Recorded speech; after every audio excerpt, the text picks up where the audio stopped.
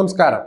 Electric car സെഗ്മെന്റിൽ ZS EV അഥവാ ZS EVയിലൂടെയായിരുന്നു തുടക്കമെങ്കിലും പിന്നീടെത്തിയ common ഇവിയും Windsor ഇവിയും ഇറങ്ങിയപ്പോഴായിരുന്നു ഇന്ത്യയിൽ MG എന്ന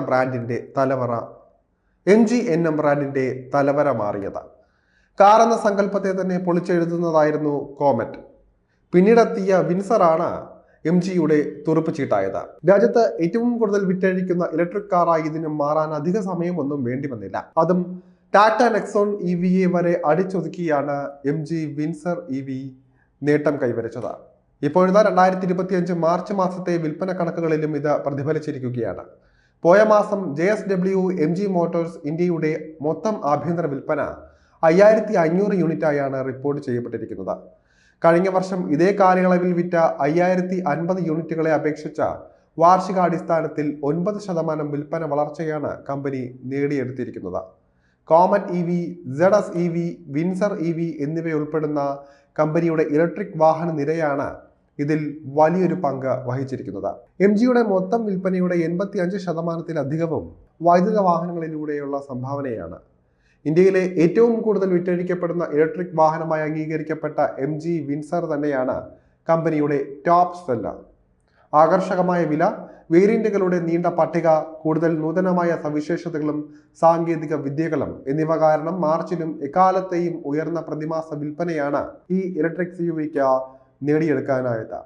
2025 ഫെബ്രുവരിയിൽ വിൻസർ EV 15000 യൂണിറ്റ് നിർമ്മാണം എന്ന നാഴികക്കല്ലും മറികടന്നിരിക്കുകയാണ്. 2024 ഒക്ടോബർ മുതൽ 2025 ജനുവരി വരെ തുടർച്ചയായി 4 മാസത്തേക്ക് ഒന്നാം സ്ഥാനം നിലനിർത്തിക്കൊണ്ട് ഇന്ത്യയിലെ ഏറ്റവും കൂടുതൽ വിറ്റഴിക്കപ്പെടുന്ന ഇലക്ട്രിക് വാഹനമായും ഇത് മാറി.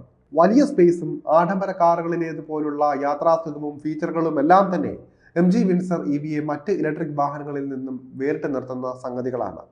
ഇന്ത്യയിൽ ആദ്യമായി ബാറ്ററി ആസ് സർവീസ്, അതായത് ബാസ് ഓപ്ഷനായി അവതരിപ്പിക്കുന്ന വാഹനവും ഇതുതന്നെയായിരുന്നു. ഇത്തരത്തിൽ MG വിൻസർ EV സ്വന്തമാക്കുന്നവർ ബേസ് വേരിയന്റിന് 10 ലക്ഷം രൂപ നൽകിയാൽ മതിയാകും. ഇതിന് പകരം ഓടുന്ന ഓരോ കിലോമീറ്ററിനും 3 രൂപ 50 പൈസ വാടകയായി നൽകുകയും വേണം.